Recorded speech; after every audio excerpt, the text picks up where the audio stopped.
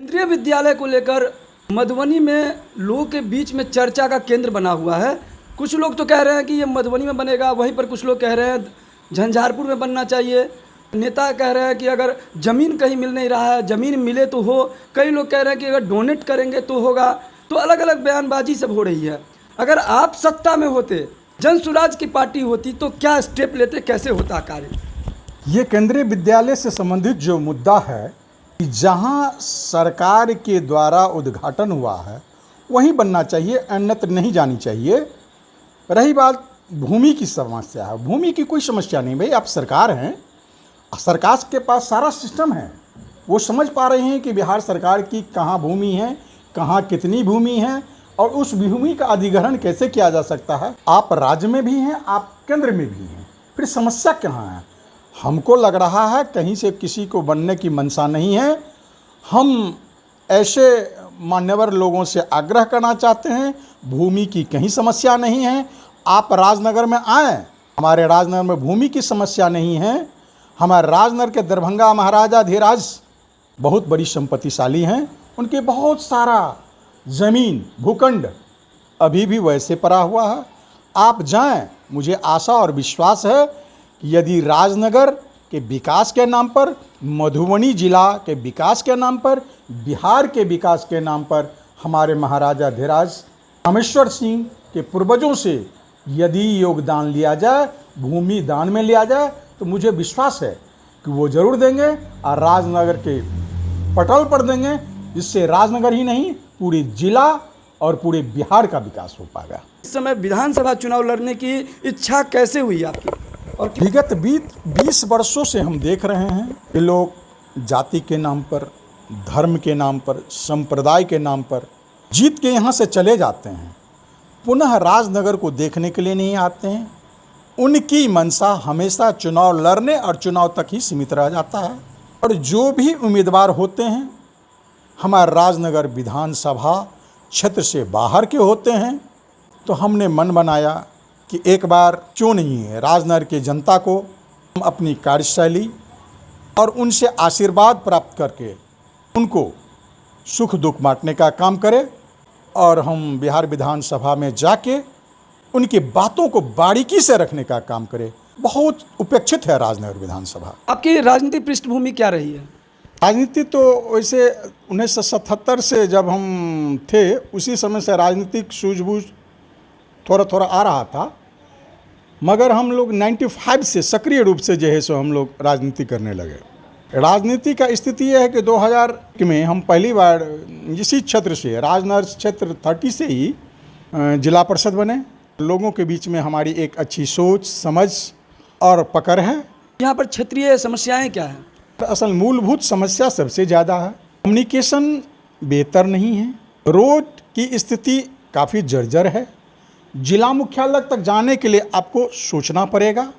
अभी जो बरसात की स्थिति है, आप आए होंगे देखेंगे जगह जगह जल जमाव की स्थिति है।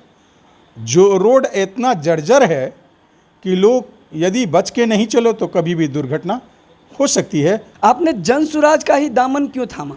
दरअसल जन सुराज के जो हमारे सूत्रधार हैं आदरणीय प्रशांत किशोर जी की मैनिफेस्टो को हमने देखा, पढ़ा, उसमें एक चीज़ हमको बहुत कॉमन लगा कि भाई सही लोग, सही सोच और सामूहिक प्रयास।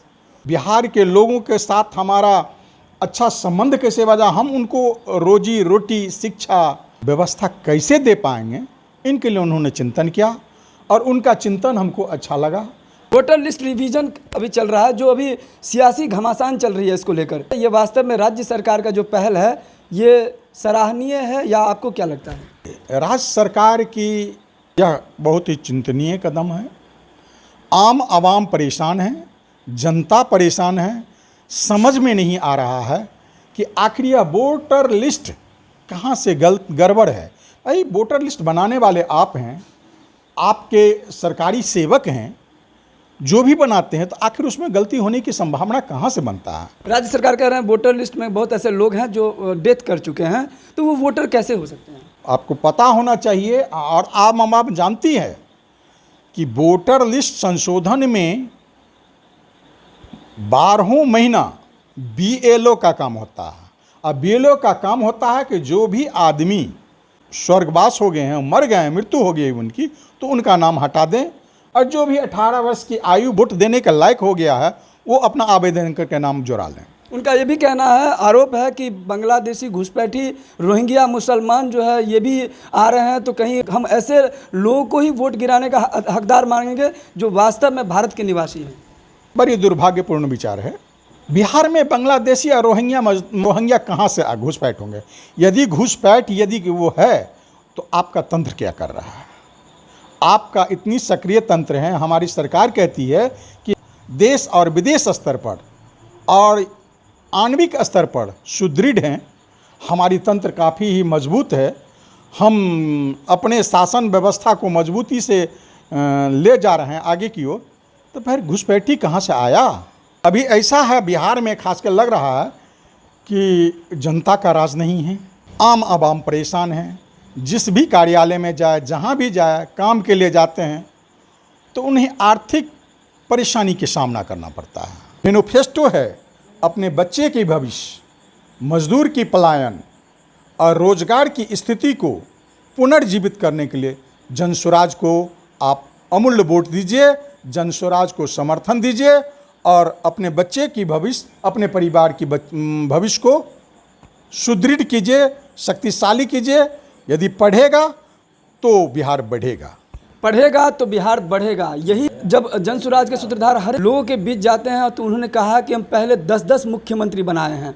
तो ये बच्चों के विकास पर, उनकी शिक्षा को, पलायन के मुद्दे, ये सारे मुद्दे की चर्चा तब क्यों नहीं हुई? क्योंकि ये रातों रात तो पलायन नहीं हुआ, ये आरोप है। स्थिति पलायन का ये है, पलायन आज से नहीं है, पलायन बरसों बरसों हैं, मगर इस बीच में पलायन बढ़ गया है। देखिए, आपको पता होगा हमारे बिहार में बहुत ही प्रमुख चीनी मिल हुआ करता था, सारे एबोलिश हो गए।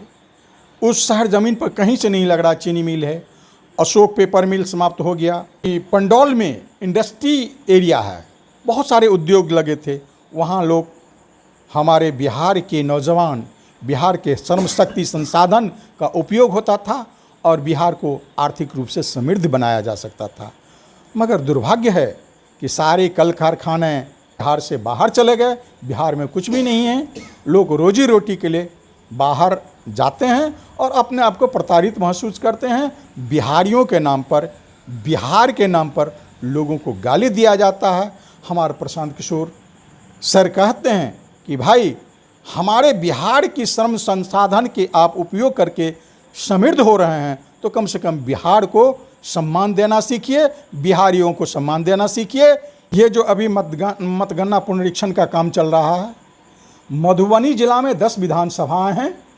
ये जो सूची निकला है, सूची में राजनगर सुरक्षित विधानसभा का लगभग 47,000 वोटर्स का नाम हट गया है। पूरे 10 विधानसभा में सबसे ज़्यादा वोटर का नाम कटने और छंटने का काम राजनगर विधानसभा में ही हुआ है। उसका छानबीन किया है कि क्यों कटा है? क्यों कटा है ये तो हम नहीं कह सकते हैं, क्योंकि यह काम बड़ी गोपनीय ढंग से हो रहा है। इसके लिए बहुत सारे हमारे शिक्षक बंधु लगे हुए हैं, बीएलओ लगे हुए हैं, हमारी वोटर्स कमा है, तो ये जवाब तो देना पड़ेगा। सत्ता पक्ष के लोग कह रहे हैं इसके लिए स्पेशल कैंप भी लगाया जा रहा है, साथ ही साथ लोगों को जागरूक किया जा रहा है, जिनका भी हो दावा प्रपत्र भर करके उनको जो है मधुबनी में भी जिला समाहरणालय के सामने उनको अपील करने के लिए बताया जा रहा है। ऑनलाइन प्रोसेस भी किया जा रहा है। तो क्या इस चीज़ को भी कहीं ना कहीं इम्प्लीमेंट करने की आवश्यकता है?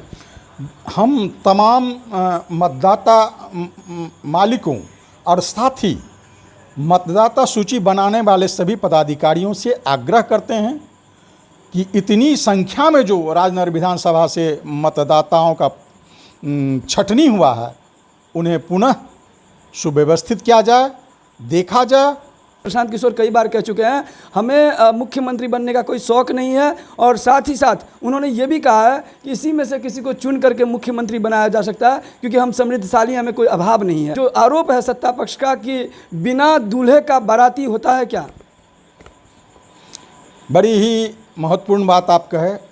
ये प्रशांत किशोर सर का उदार चरित्र, उदार भाव को दर्शाता है कि उन्होंने कहा कि हमारी पार्टी से जो भी अच्छे जनप्रतिनिधि चुन के आएंगे उन्हीं में से कोई मुख्यमंत्री बनेगा।